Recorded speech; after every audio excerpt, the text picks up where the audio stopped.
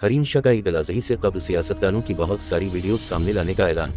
टकटाकर की press conference के दौरान फयाज अल हसन चौहान, मौलाना फजल अर रहमान व दीगर पर शदीद तनकीद। मरूफ टकटाकर हरीम शाह ने ईद अल अज़ही से कबल वीडियो लीक्स के सिलसिले में सियासतदानों को बेनकाब करने का अज़्म जाहिर करते हुए कहा कि मैं किसी से नहीं डरती, कुछ सियासतदान इज्जत के काबिल नहीं, ईद अल अज़ही से कबल बहुत सारी वीडियोस सामने लाने वाली हूँ।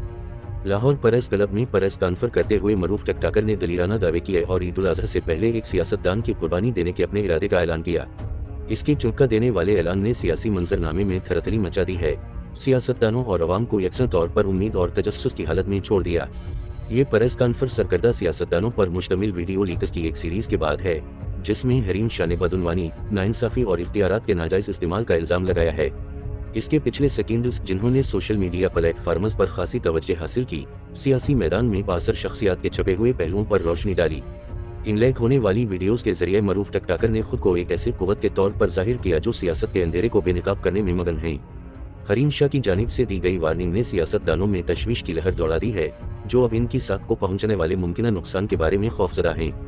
टकटाकर ने बहुत से मकबूल सियासतदानों का नाम लिया, जिनमें फयाज अल हसन चौहान, मौलाना फजल अर रहमान, शेख रशीद और बहुत से दूसरे शामिल हैं।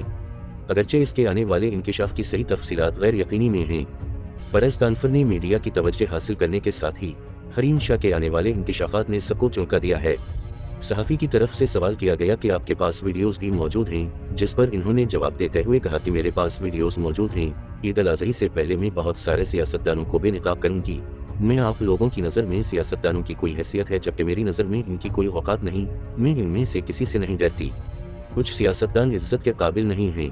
एक और सवाल के जवाब में इन्होंने कहा कि मैं ईद अल अज़ही से कबल पाकिस्तान तहरीक इंसाफ के चेयरमैन और साबिक वज़ीर आज़म इमरान खान से भी मुलाकात करूंगी। अपनी साबिक सहेली संदल खटक के हवाले से इन्होंने कहा कि संदल खटक जेल में रहकर आई और इसे रिहाई भी मिली। संदल ने प्रेस कॉन्फ्रेंस करके घटिया काम किया है।